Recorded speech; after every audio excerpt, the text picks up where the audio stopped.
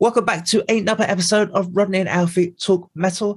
I am one half of your podcast host today. I am Alfie Williams, and you can find me on YouTube at Which Bass by typing in Which Bass. Pretty simple stuff, happens to work.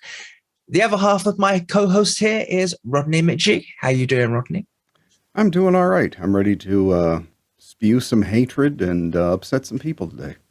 Oh, is this one of the topics you've been telling me about? Oh, yeah. I think we should tackle it and let the power of the hatred fill us like the Force. You got me a bit worried. Like, in this day and age, it's not a good look to put out anything contentious. I know you like contention, and I'm going to roll with it. We'll see how far I get. I'm going to take a leaf out of your book. Yes. It's a qualifier of metal. You must become contentious. That's part of why metal sucks so much right now. There's no contention. Do you want to reveal what the contention would be about? Yeah, and maybe we'll heal some butt hurt at the same time as we cause some. But basically going over a hot subject of bassists in metal, and I'm even going to include a little bit of hard rock, that seem to get a lot of hatred. And if it's justified, why they seem to get that hatred, and debate, kind of put them in the court of Rodney and Alfie opinion. And we will be the deciding factors, unlike the millions of unwashed who have showered their opinions out. This is a very dangerous position for many bass players, as you are Judge Dredd in this situation. Yes. Especially if you have dreads. That's a qualifier. I'm judging your dreads. I think one of mine on my list have dreads. We'll see. I'm not quite sure. We can talk about it. All right. Would you like me to kick off? Absolutely. Okay. I will admit my list is very arbitrary. We can talk about whether there is any validation to that. So I'm just going to go straight in. I'm completely biased. I don't like Gene Simmons. All right. That's a good one there. I kind of mentioned this before. When you see Kiss and you hear Kiss, you're like, these two things don't add up. And I'm still always confused about that. And many of my idols, they love Kiss. I don't get it. I don't get Gene Simmons and the putting him on a pedestal. I don't like it. And I certainly don't like his bass playing. The only piece of credit I will give him is for his business acumen and all of that licensing of Kiss merchandise. Brilliant. It's probably made them more money than their records. But other than that, as a bass player, I don't like Gene Simmons. Fair enough. On my side of it, I feel like Simmons gets hated more for other things about himself than his actual bass playing. And then people try to just migrate that onto his bass playing. It's kind of like politics. You know, they don't like a person, so then they just try and say that like everything they've ever said is wrong somehow or something. Fuck's sake, Ronnie, you're doing it again. You're calling me out on my bullshit. I think you're right. I don't find him by any stretch to be a spectacular bassist, but I mean, if you go back to at least like the golden era, that most bass players will point to, songs like, Rock and Roll All Night or something like that, he has, audible bass lines at least, which, here's one that'll cause some butt hurt. Hey, modern metal bassist, he played things that didn't follow the guitar and you could hear. Try not to piss too hard on him. He's not buried in fucking Q minor hitting notes only whales can hear, and hasn't played anything besides the guitar riff since they picked up the instrument. But, even in a song like that, he has a very, it's rooted in blues and Motown. It's a counter melody, even maybe a little McCartney-esque. But, so I would say he's an adequate bass player. And he does more than some guys now, I hear. I think a lot of it came from, to the fact that any band that goes into such heavy showmanship, and when they value the showmanship openly, and he's said it, he's like, this isn't about being a great musician. It's about writing a song and playing big shows, and that's what gets people in. that it's easy to discredit or try and push down that, you know, again, not a spectacular bassist, but he could do the job and just as well as many other people. But yeah, I mean, I have astounding, not even for what he does as business or something else, but his work ethic. Yeah, sure. Yeah. I'll give him that one. Like, I've seen some videos of like some of the original first big tour, Kiss rehearsals. And it's amazing to watch those guys. Like, I don't like Kiss. I've never understood the Kiss thing. Come at me. I will die on this hill. I just, to me, they were the Ghost of their era. And no, I don't like Ghost either. But I mean, you watch these guys and he's wearing like these thigh-high metal boots that he would wear during rehearsal and even have his whole thing up, and he would act out the entire stage thing to see how to coordinate it exactly with his bass parts. Yeah. And I'm like, you know, that's a level, you know, I go to a lot of thrash shows and, you know, see a lot of modern metal and stuff. And there is not that dedication to getting your live show together. These guys basically look like they're still in the backstage bathroom wandering around.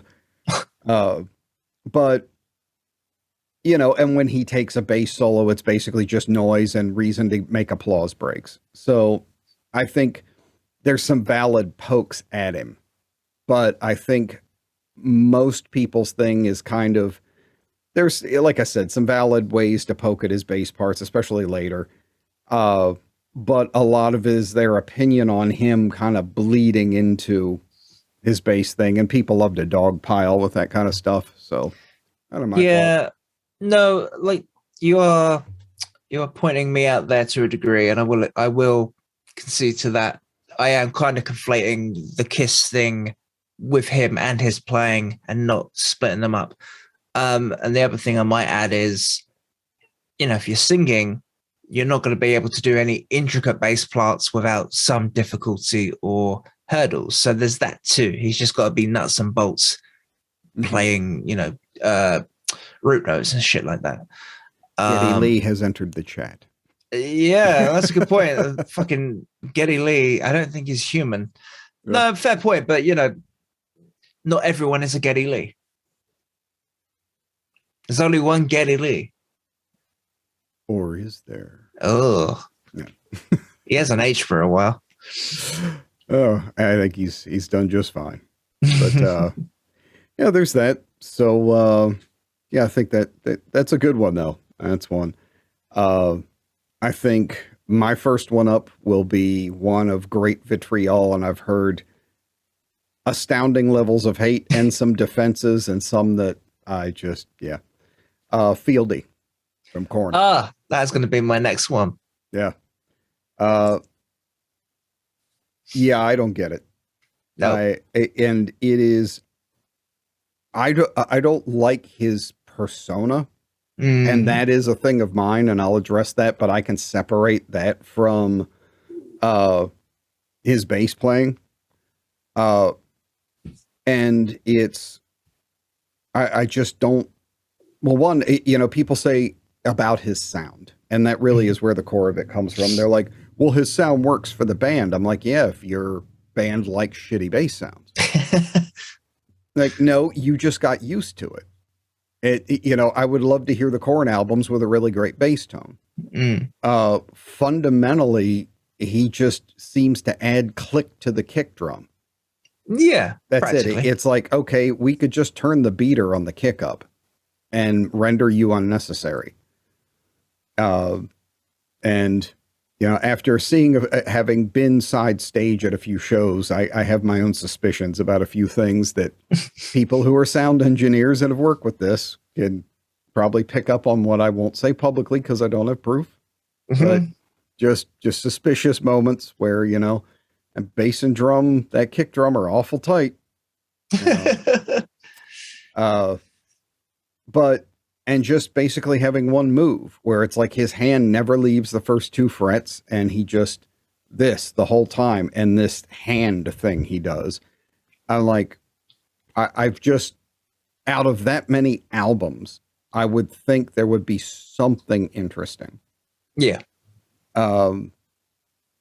And I think his sound, I think it's the old thing of like, if you're going to put your head up and be noticed, you better be doing something interesting. Yeah. And he's obnoxiously present in the mix, but never doing anything interesting. It's very unusual. Yeah. I mean, basically he is just, he's just matching the kick drum. I rarely hear anything from him other than the open string and him just whacking on it, hitting the the kick drum. And okay, but I feel like, yeah, I've got students that could contribute much more to Korn than that. And then, putting my own prejudices out there, especially spending as much time as I did in LA and everything, it might be surprising, but I have no love for the whole Cholo gangsta thing. I have no affection for that. And that whole, I'm from East LA kind of like thing he tries to pull off. It's like, dude, you grew up and went to a Catholic school. Stop it. And I'm just not buying the whole thing. And especially when they had it maybe a little more early on, but it's like, it doesn't even fit into that band to me. Mm-hmm. It's like they all have this kind of weird, born out of nu metal style, freaky weird thing. And then you've got like, this Latino rapper looking kind of vibe going on. I don't get it. I don't feel he fits that band or probably most bands. No, that's kind of my experience with Korn as well. I've never really taken any shining to them. And I feel like maybe I'm missing something culturally. There is, again, from my outside experience, there's a lot of, I don't know the best way to describe it, but let's call it Southern influences from bands on the West Coast, right? There's a lot of Mexican and South American influence in music and culture and everything else like that, TV shows, tons of that sort of crossover. And that's completely alien to me. Like, I'm not familiar with that. I don't know what's forced. I don't know what is a gimmick. It's just really hard to identify what's natural and what's, like I said, what's a gimmick. And Korn fits into that for me. There's a lot more of that. Are they like Mexican roots or influences, something like that? Nope. I'm completely wrong then. No, that's kind of my point. I feel like it's a big affectation. Because if you look at the band and no one else is doing it. That's kind of my point. They all have this very like nu metal, like they came up with the dippity-doo hair or the short braids or that type of thing and the, work shirts and all that. Jonathan Davis being a little, kind of left to center with just wearing like Adidas running outfits and shit like that. And then you just have this guy who looks like he's, like the guy who rolls Snoop Dogg's blunts. Like, what? You come from Sacramento. Yeah, it's poserish to me. It doesn't fit to me. And like I said, this is an open prejudice. I just don't have a big affection for thug rapper pose. It's just really gross to me. And because being in SoCal, everybody I knew that was trying to be hard was always leaning into that a little bit. Yeah. And I was just like, come on, man. Give me a fucking break. This is lame. The elements are very bizarre. And again, it feels like Korn is just picking up on different things where you have, I watched a Korn video recently. And I forgive me, I don't really know the names apart from Jonathan Davis and Fieldy. Their guitar player does have quite a normal nu metal vibe. That's fine. He plays the chug chug fine. The drummer is pretty good. I like the drummer. I think he's pretty tight. Absolutely. One of my favorite drummers ever. Okay, good. His name's Ray Luzier. Phenomenal. Yeah, I liked him. I used to teach with him at Musicians Institute. Cool. But a story I'll tell off air that's fine. has to do with Korn and him and I, and something with that. But no, I mean, like, even lately, I've been for some of the songwriting I'm doing, I've actually been sitting listening to the raw tracks of him and trying to basically partially steal his drum tone because it's just so goddamn good. And the way his cymbal work is something that I just don't hear in a lot of drummers. So I got nothing bad to say about him. And I think the guitar players are even fairly inventive. You know? At least I kind of want to say the guitar player has his own sound or tone, even if you want to, if you want to categorize it as new metal, and in that sense, it's pretty unimaginative, but he does come across as, it's him, maybe. I don't know. But Fieldy, again, he does his own thing, which is great. And it's nice we have people who you can identify. Okay, great. That's Fieldy thumping away. But in terms of bass, I don't get it. But maybe that's the other thing. The general public aren't listening to the bass, and they're hearing it more as a percussive thing, a hype man for the drums. I don't think you get a choice. Now here I'm probably going to doom myself by putting something out there. That might be something fun for the channel. Maybe in the comments, if people think that this would be fun to pop up on YouTube, if I can find it. If I can find separated tracks of one of their songs and redo the song with like a different metal bass tone. I can see what it sounds like. Yeah. Be interesting to do. So I like with rock band and stuff like that, you can oftentimes find the different tracks. Maybe if I can find them, I'll play through the song with a different. That would be interesting. So yeah, maybe that's an experiment. And I think I've doomed myself here. But yeah, someone's going to hold it to you. So I think it kind of wraps it up for Fieldy. I think he does get a lot of crap, and I got to say, I think some of it's a bit deserved. On the last note for Fieldy, I don't have anything against him personally. I think I'm more sort of an outsider looking in. I don't get what other people enjoy. You can enjoy whatever you like, but for some reason, in my perception of bass playing, this doesn't sit with me, and I don't enjoy it for that reason. Sure. I think that's it. All right. Well, you are up next for part 3 of Butthurt. This one's a bit contentious. I get requests for Sid Vicious on my channel, and I know he's punk, like being raised from the dead, or trying to call him, or bass rig stuff.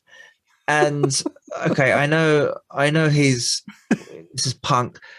Let me just go through this and just sort of go through the motions. There are some bass players that will only play Fender. They play P's or J's, and if you're trying to make a video, that's pretty boring to just spend half an hour talking about someone playing just a Fender bass. So I was like, okay, is there anything else I can salvage out of this artist? And apart from his attitude, he wasn't a musician. He was shit. He wasn't a musician, and I can't remember his name now. The guitarist recorded the bass parts on the album. And I even went as far as to try and find some interviews with Sid Vicious, not with me, just watching him, and he's just stoned out of his mind on heroin and just talking utter bollocks. Like, he's not. I don't like how idolized he is. He is not a role model for music or bass playing, and that's what I don't like about him. He could never play bass. He should never have been labeled as a bassist. I just don't like the whole role model of the heroin addict thing again. It rubs him up the wrong way.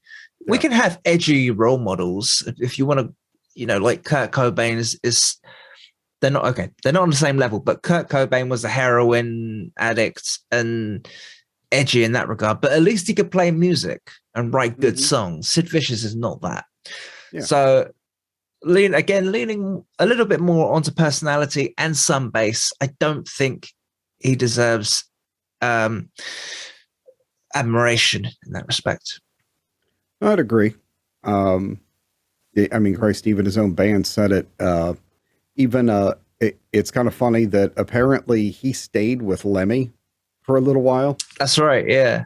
And Lemmy said he tried to show him how to play bass a bit. And it was like, it was just utterly fruitless. Like that's right. This kid just could not get it.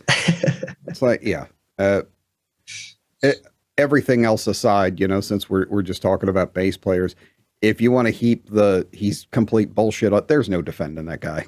I mean, quite literally, you can't show me a single video of him making it through a song. I mean, he's just literally beating on the strings and making faces. Yeah. Yeah. I mean, for punk at the time, that might have worked, but in retrospect now, I don't think he deserves any recognition as a bass player or contribution as a bass player. He's not. Yeah. No. It's hilarious to me that people want to know about his rig. It's like, he didn't have a rig. Like, the guy didn't own an amp. He just showed up and the guy would have plugged into a goddamn meat thermometer if they would have told him to. I think he didn't have a tone. It was like, no. Well, that's the other thing. I don't think he was plugged in half the time. I swear I've heard that somewhere. They didn't plug him in. They turned him down because he was shit. So again, I have no admiration of Sid Vicious, and it's kind of the lowest possible entry point of a bass player. Like you said, your students will probably be better than him, beginners be better than him. In my books, he's just barely even a musician. He knows how to put it on over his head. That's it. Yeah. I'll generously say he was a performance artist. Sure. I think that's enough. Yeah. That's yeah. So yeah, good one there. I wouldn't have thought of that. I sure as fuck wouldn't have sat around going, now I wonder how he got his sound. Like, I don't know if he knew he actually produced it, you know? Oh my God. Well, that's the other thing. I mean, I was considering, I was looking for, just on a side tangent for myself, I was trying to find a very simple video that didn't require too much research. So I thought, okay, I'll look at Sid Vicious. Looked at some interviews. Wasn't impressed with him, like I said, as a role model. He is not a person I'd like to promote as someone you should take interest in. Just in that sense, I didn't feel comfortable saying, take a look at this guy. He's worth your time.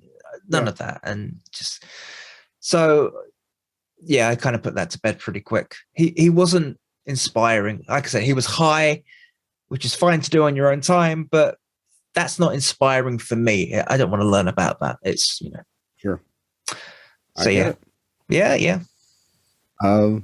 Let's see. Which one should I grab at next? Because I got two that are going to be real contentious. Okay. Since this, especially after a recent episode, Ian Hill from Judas Priest. Okay. It's funny you mentioned that, because I was going through bass players in my head.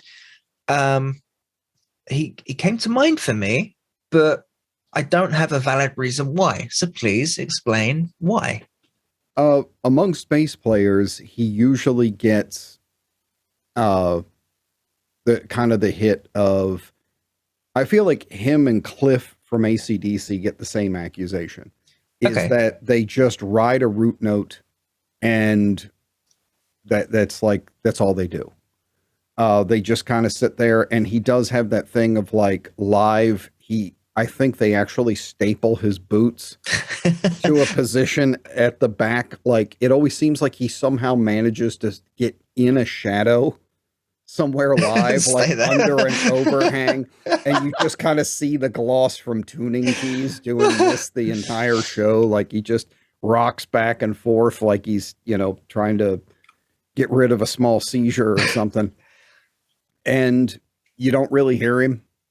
And I think it's one of those things of, I get the feeling there was a distinct choice in Judas Priest at a certain mark. In some of the earlier stuff, again, not massive bass lines, but you can hear his bass parts. You know, if you go back to even something like Living After Midnight or something like that, you can hear his bass parts and small little work that he'll do here or there. There are pieces that you can hear where he, you know, isn't just riding a root note and he's following more of the guitars or he's doing something. And then I swear, I think it's right around like, not stained glass, maybe, I feel like it's probably British Steel is when it started to change. And then by Screaming for Vengeance, it was done. Like, it was almost like this decision was made of like, we are a rock star 2-guitar band and a rock star high range vocalist. Yeah. Drummer just provide, and the rhythm section are just the rhythm section. Like, Dave Holland, yeah, like he never goes nuts on the drums, never does big fills, never, like they are, that the rhythm section for them was purely a supportive thing of these 3 frontmen. Yeah, I agree. His bass lines just disappeared. Like, I defy someone to play a post Screaming for Vengeance song where you can actually try and con me into saying like you can hear the bass. It's just non-existent. And you watch him play live and his hand is just locked on a note half the time and he's just strumming away. And if that's what they wanted for the sound, okay. But I think there's that criticism of like, you know, this guy got this gig and he basically doesn't do anything to enhance the songs. It's not even from a volume thing of like where he's dump, dump, dump, you know, really kind of providing a foundation.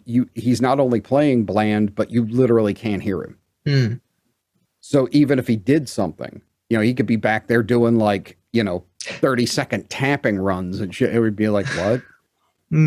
So I think it's very much an attack on the simplicity and willingness to audibly be shut down and visually. It's like live, you barely notice he's there. On the record, you absolutely don't notice he's there.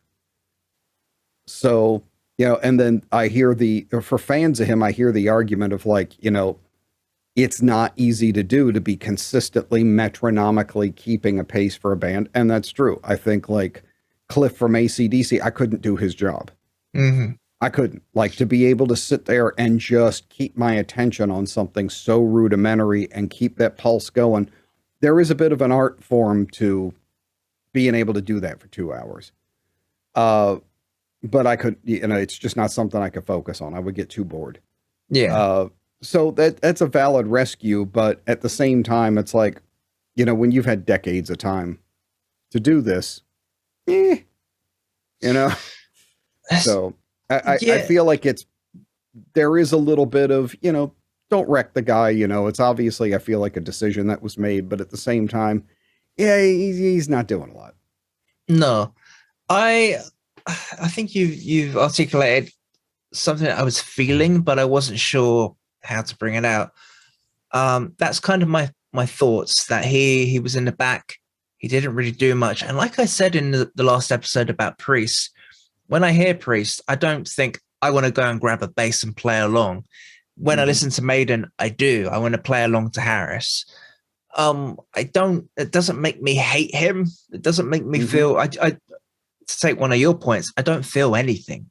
It's just not exciting. It's not boring. It's nuts and bolts.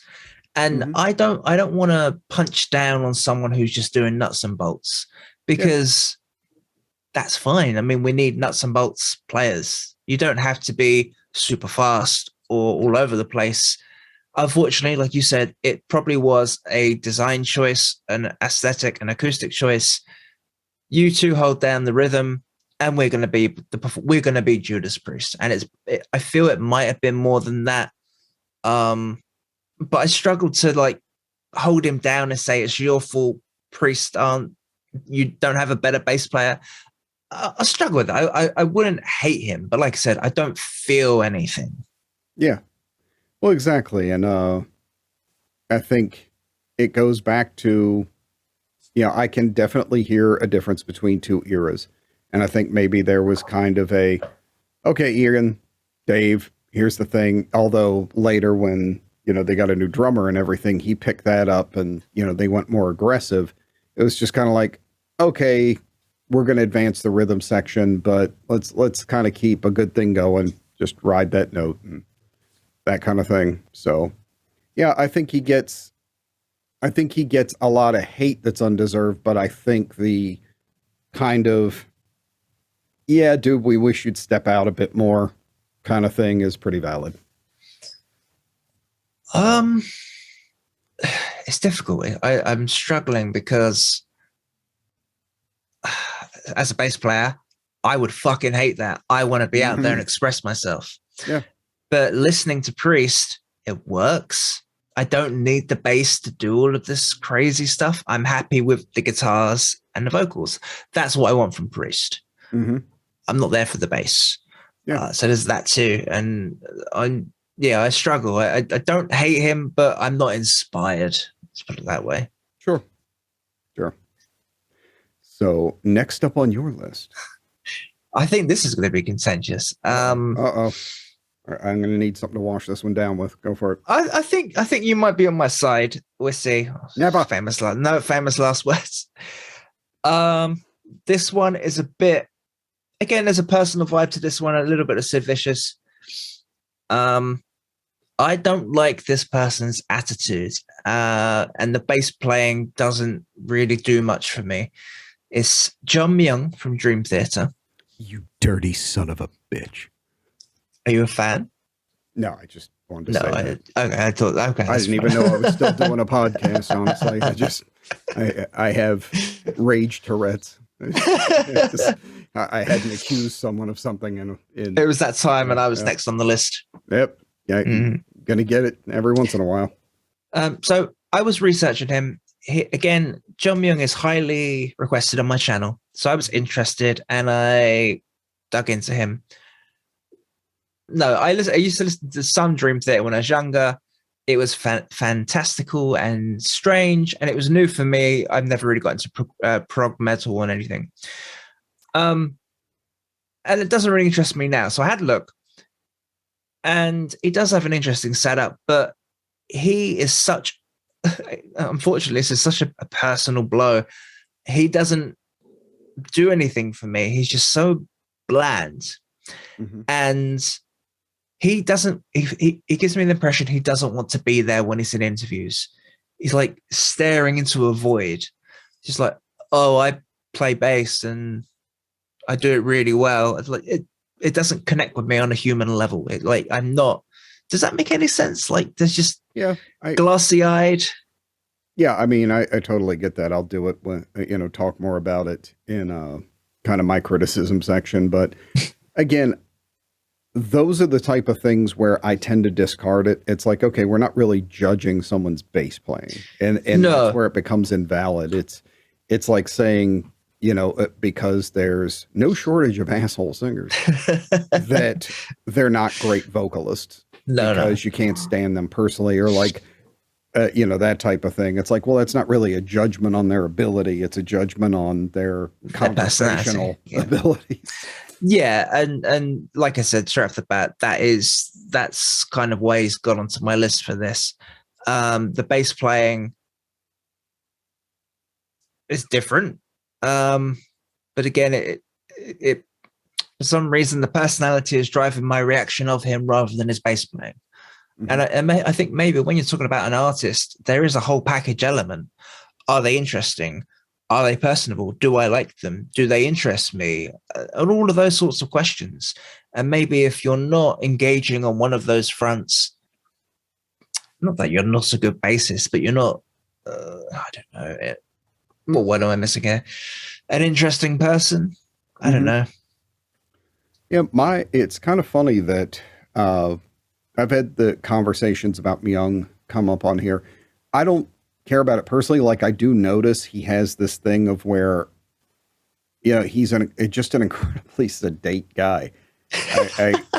I mean, one of the most sedate I've ever seen. And, maybe that's what gives him the focus to sit and practice the way he does Maybe. something. Maybe we could all take some learning from it. But yeah, I mean, I don't know that I saw his first instructional video, and it was hard to get through because it was like watching someone do show and tell at a class that was desperately shy in like 5th grade or something. Yeah. And so they just talk like this. And we're going to go over this pentatonic scale in 5 positions. And then... Right. And then if you want to do the dominant chord that goes... I was like, oh my God, dude. I'm like... I'm going to need smelling salts to get to this video. So, I mean, again, I feel like that's kind of a personal slam for me. I mean, he's an astounding player and he's done some really interesting parts and stuff. My problem is kind of like, he's like ultra Fieldy for me in that I cannot stand his sound. I don't understand how a person who spends that much time on their gear and that much time developing a sound still, his tone sounds like a well-executed fart to me. It's just utterly colorless and has no definition. It was funny. One night we were talking about players, and a friend of mine started laughing when I said, I honestly think that he and I are on some kind of yin and yang axis, and that he is like the dark mirror Rodney, in that like we're both kind of chops obsessed and trying to come up with these interesting parts and everything. And my tone is so present and aggro and with distortion and all this stuff. And his is just like this. It's like, and like, I love fret noise and gritty and nasty.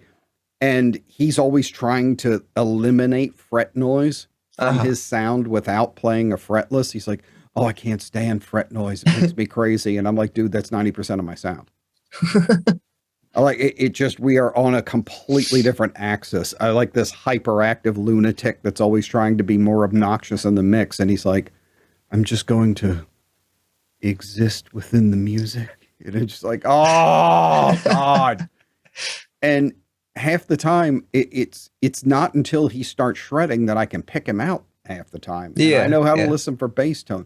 Live, I've heard him, well, not heard him a number of times just going like, you've got a keyboard player, you got this massive drummer, you got this guitar thing going. And I'm just going, why don't you just take breaks until you shred? Like, you could just hang out, have something to drink. And I watched one of the first things that I just went, what? I watched this documentary on the making of Images and Words. And apparently he played a Spectre in some parts of that album, if not a lot of it. And I was like, that's the only time I haven't been able to pick out a Spectre. I'm like, could you make a Spectre sound bad? How? Like, you play that bass tone and I'm like, there's no goddamn way that came out of a Spectre. And he must have jacked the action up off the neck and just, I don't get it. I do not get it. It's like, how are you in metal and doing these amazing parts and then being content to just kind of lay in the back and have a tone I feel like it's always coming up and very lightly tapping me on the back of my shoulder. Right. Going, excuse me. Yeah. Would you like to hear some bass sound? Like, fuck off. Great player. He's probably a great person and everything. I feel like he's my antimatter. I need to find mine. I wonder what the hell mine would be. Yeah. This is a bit of a strange tangent. I can't remember where it came from, there's sort of this thing in sci-fi of like, if you have your equal and opposite identical twin, there's the joke like, oh, you need to kill them. There can only be one. But for me, like, I'm worried if I found my identical twin, or like, I don't have a twin. So if I found like someone who teleported into this dimension, I'd have to kill it because there can only be one. I can't have two. I don't know. It's just this weird visceral thing. You might want to edit that out because that just sounds fucking murderous. That's just bizarre.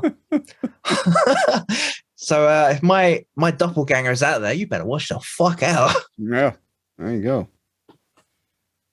Oh, let's see. Yeah, I like I said, I know the John Myung thing is highly about personality and appearances, not so much about the bass playing, but maybe there's something in there about the package of a bass player, musician, and what they present and what they represent and bring to the table. And I don't like what he represents. That's pretty strong, but okay, I'll go with it. Yeah, I think I'm going to have to call some authorities here. Okay, send them to your house. You know? Yeah. This is your foot. This is entrapment. You told me to be contentious, and I'm doing what you asked. I'm giving the people what they want. I'm going Machiavelli here, man. I'm setting you up. This is the way this stuff goes. You can't trust a guy that plays the bass sound like I do. What's wrong with you? So my next one, and I know people, this one's going to be a fight. Go on. Michael Anthony from Van Halen. I have no thoughts on the matter, so tell me why. There is quite a contention from people that he is basically a utterly incapable bassist. And I actually believe that for a while. I think a big chunk of it comes from the fact that, one, I think he got a bit of Gene Simmons-itis because he would do a bass solo live that was little more than him just slamming the bass and drinking damn near half a bottle of Jack Daniels, really iced tea, and that kind of thing, rather than playing the instrument as kind of a bass solo thing, as compared to Eddie, who would shred all the way through his. But I think it's just that I think people judge him very much off of that, and I call complete bullshit on it. The other part of it, I think, comes from a number of interviews where Eddie claimed that he played Michael Anthony's parts and came up with them in the studio, which we'll never know the real part of that. But even if he did, I think it's real hard to mask when you've got thousands upon thousands of live shows. Yeah. To cover up that this guy, that wasn't really playing these things. But I mean, and also because their first hit, having a bass intro that was one note, it was like donk, donk, donk. People are like, oh, he can't play and stuff. That dude can play. People are forgetting an incredible amount of stuff where he's done really cool, really sick bass lines. But I think being overshadowed by Eddie, you just don't hear or think of him that much. Stuff like, I mean, there's a bunch of really great bass lines on the Fair Warning album, Push Come to Shove, So This Is Love. You can go back through the whole catalog. You can, even little pieces where he steps out on early songs like On Fire and things like that. He was, you don't have to think he's fantastic, but he was a great rock bassist. And he still is. I mean, dude's not dead. And if he couldn't play, I don't think he could move into another band with someone like Joe Satriani and, write new songs and keep working with Sammy Hagar and do other projects if he's just a complete bass illiterate. So I think there was a common, kind of a thing of, like around the time he got cut loose, Eddie doing his usual thing of, pissing all over anybody who isn't in the band anymore. And then just having this, he just didn't fight back against it. And then also the stage presence of him being like, you know, the party drinky guy. Yeah. And it overshadowed that. But no, I think he's a great hard rock bassist, and he's done some cool pieces here and there. And there's a number of Van Halen songs that have bass contributions to it, and even intros. And I'm not sure how that gets blown by, but he seems to have gotten the, you know, the accusations thrown at Dave Hill. But yeah, I don't think that one's deserved on any level. I'm a bit taken aback a little bit by your choice, in the sense that when I think of Eddie Van Halen, again, like Priest, I'm not there to see the bass player. I want to see the guitars and the vocals. So I'm surprised. So you're saying that people think he sucks? Yeah. And it's more of a case of being overshadowed than anything else. Well, yeah, I think that, you know, Eddie's such a hero about it. And again, when you take a bass solo live, and it's not really a bass solo, it's idiot stumbling over bass kind of crap. It doesn't make you look good, because, you know, the bass solo was more for him to do, here's Michael Anthony, let's party, you know, type of thing. He didn't help himself by doing that, you know? But there's no argument that he's had a number of really great bass parts. You know, he gets judged off of that selective moment rather than the body of his work. Right. And another saving grace on this one is that dude is a better singer than anybody who's ever sang for Van Halen. I mean, no joke. His backups make the Van Halen sound. I'm amazed at people who don't recognize his contribution in that way. And again, it strays away from bass playing, but especially in the Roth era, a lot of the really big highs that you hear in the choruses, they're all Michael Anthony. I mean, he would sometimes blow an octave higher than what Roth's high notes were. And just sonically perfect, dead on pitch. If somebody wants to look it up or anything, you can look up, try and find like late 70s era stuff, because the recordings are less produced and stuff. But I think there's like a recording of them live at the Whiskey or something like that. Look for the song On Fire. And you can very clearly hear Michael Anthony just blasting with these notes that would make Mariah Carey like pass out, and just dead on pitch hitting while he's doing these like hammer on bass notes in the chorus. I'm like, okay, sold, done. Weird. So why do you think his musical contributions aren't acknowledged in that sense? Is it just, again, egos getting in the way? No, like I said, I think during the songs, people are spending so much time listening to the vocalist and Eddie that they aren't paying attention to him, even though he may be contributing. And then, like I said, during the 80s a lot, he used to do this just kind of wreckage solo where, you know, he would just fall. It was kind of like, I feel like it was hammed up. Pretending to be more drunk than you are. Yeah. You know, just slamming the bass. Yeah, it's a party, rock and roll kind of thing.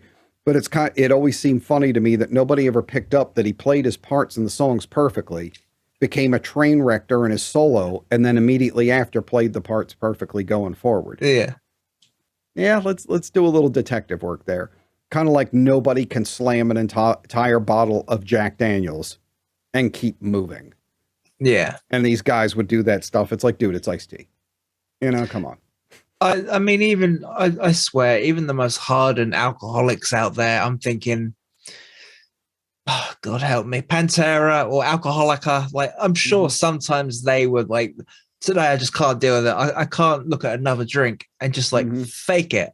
there has to be a case of that somewhere, sometime. Oh yeah. Yeah, that you can't do that every day. You just can't, especially if you're performing night after night in a reasonable capacity. Yeah. Unreasonable capacity, sure, but to me, like you said, it sounds hammed up. And like, for example, again, Nirvana comes to mind when smashing guitars and fucking about with that sort of thing. It's performative. It's not supposed to be a bass solo like a Jason Newsted or a Cliff Burton. It's just exhibitionism, isn't it? Yeah, totally. So that would be mine on the unfairly maligned kind of thing. So I will kick it back to you. Shavo, like I said, it's when I was a kid listening to System of a Down, I would pick up the bass and go, "Oh, is that it?" And it doesn't do anything. It's boring in a way. Listening to it is fine. It has its own place in the music and the band, but as a bassist, I find him very hollow. Yeah, I think there's been a number of pieces around that, especially with Darren of System basically going, he's gone at him pretty hard and basically said, like, I play the bass. And does he? Yeah. Well, according to him, he plays, basically they just do the songs and then it's like, here's your bass parts. And Shavo does them. And from Darren's, from what I've heard at least, says he does what I tell him to do and not very well. So. Okay. That was one of their big conflict things. But then again, I'm not sure how much valid criticism I'm going to listen to from a guy who thinks Charles Manson's some kind of unheralded hero. So, no. I mean, he's got his own ego problems. It's another one of these guitarists trying to, like, get out the way. Where am I? Am I in the photo? It's kind of that thing going on. Yeah. Totally. Another ego. Like I said, that's an honorary mention. I haven't really thought about it much, but nothing against him. But it's one of these bass players, I'm sure you find it on your channel, where there's just this sort of tribalism that goes with it. Like, he's my man, he's my guy. And if you say anything about my guy, you're an asshole. Or whatever. It's like the old things where it was, the top 10 bassist thing for whatever magazine. It was always the one from the band you liked. Yeah. It was never like a qualified guy. Like, how many times in the 80s did Nikki Sixx wind up over Geddy Lee? Like, and objectively, Nikki Sixx could not play bass. No. I mean, like, his producer said it, his bandmates said it, and that wasn't his focus. He openly admitted it. But, that's when it comes down to, I love this band, and this guy has to be the best because I like this band. No, it doesn't have to be that way. But yeah, I have my own, and this one will probably be a bit left to center for a lot of people, but this one cracks me up. And of course, like, I'm having a complete brain fart. And I've forgotten his name, but the bassist / vocalist of Septicflesh. Okay, that one is left field. I don't know anything about that. They actually put out something new, and if you like that really operatic, black metal goth type of vibe type of thing, good stuff. Big, like they're playing with a symphony, and it just, if you're into that stuff, these are the guys. But that bass that he holds is a prop. I mean, I genuinely don't think I've ever seen him play more than 6 consecutive notes on it in a row. Okay. He just doesn't play. He'll just, you can't tell the difference when he stopped playing. That's like, a bad sign. Yeah, he'll literally just play for a minute and then do these theatrical things with his hands and like do the metal claw and do all this stuff and just stop playing it completely.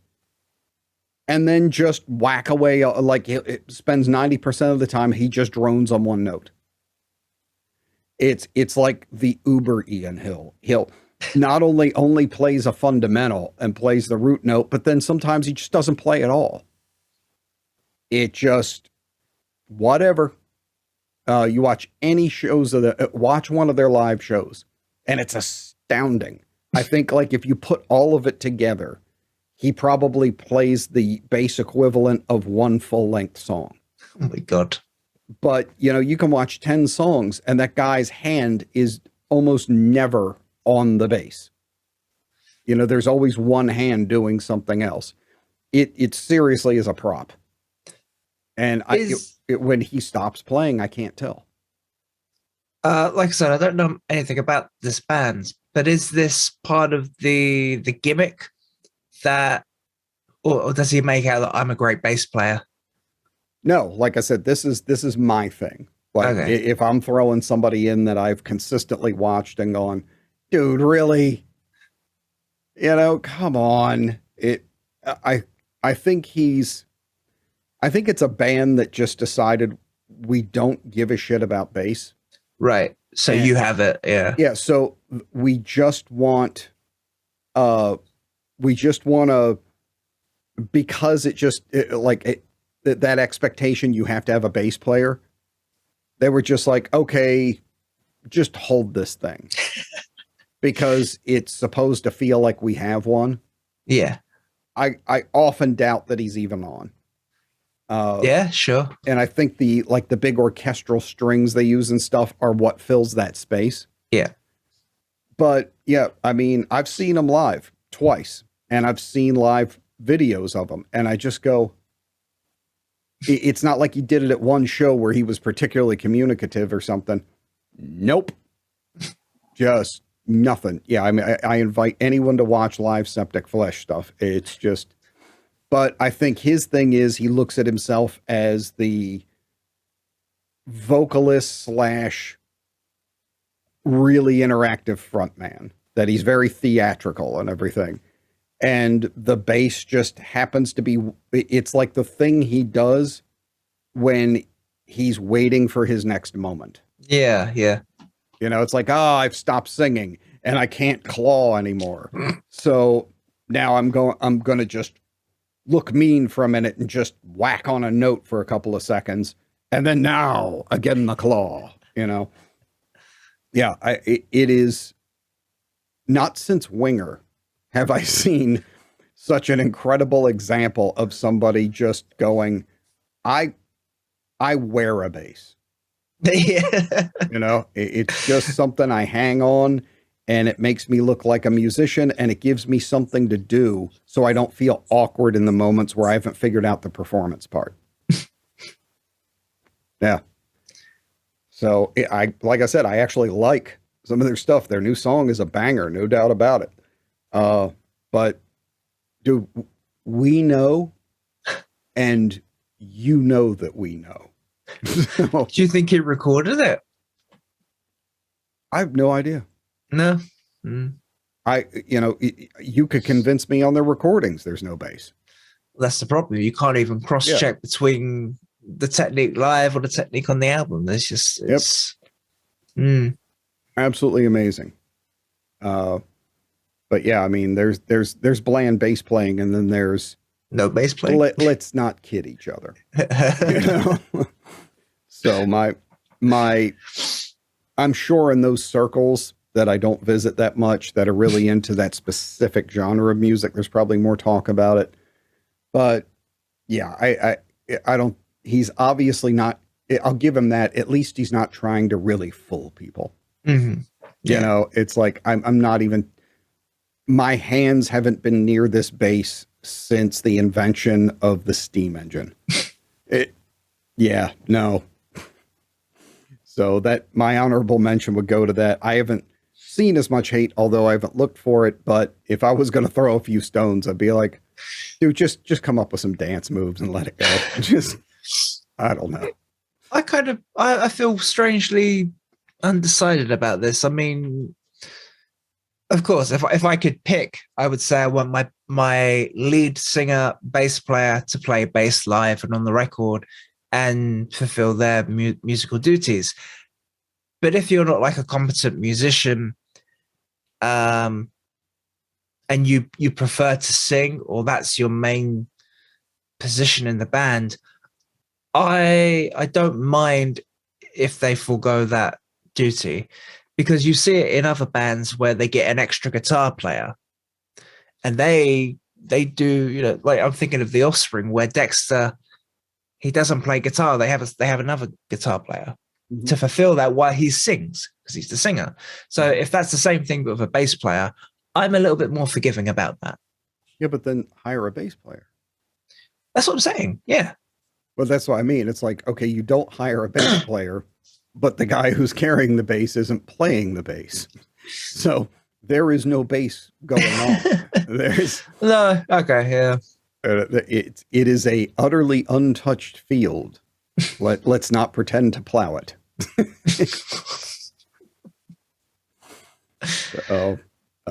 But yeah, I'll give him that one. It's like, that's some ballsy stuff right there.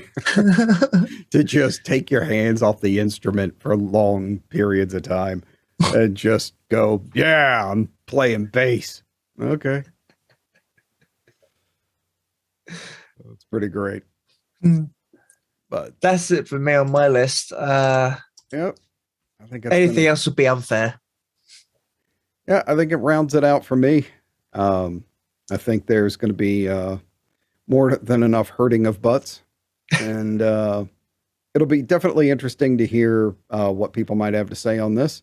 Put it in on the comments, or as this goes streaming, you can leave a review on any of the platforms you're on. Please do leave a review. It definitely helps, and you can talk about what horrible, horrible people we are, because Chavo's your dude.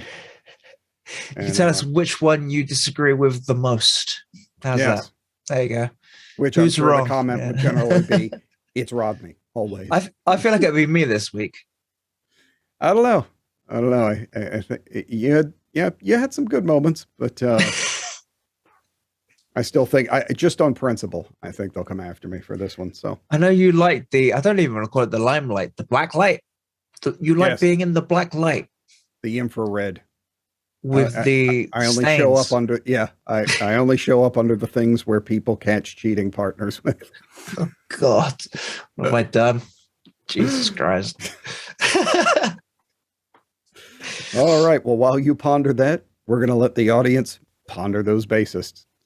So that's going to wrap it up, I think, for this week. I am Rodney McGee. You can find me on this podcast, as if you didn't figure that out, and at Rodney McGee on YouTube and on the interwebs, as they are known. Stop in on the channel if there just isn't enough room for you to complain on one, and I'm happy to further disturb you on that. So, my co-host. You can find me again on YouTube by searching for Which Bass, and usually I'm a lot more upbeat. Rodney he strung-armed me into actually telling you how I feel about bass players, so this is all Rodney's fault. But come and find some good news on my channel, and hopefully we'll be in a better mood next week. All right. Next week, I'm just putting Alfie in the trunk.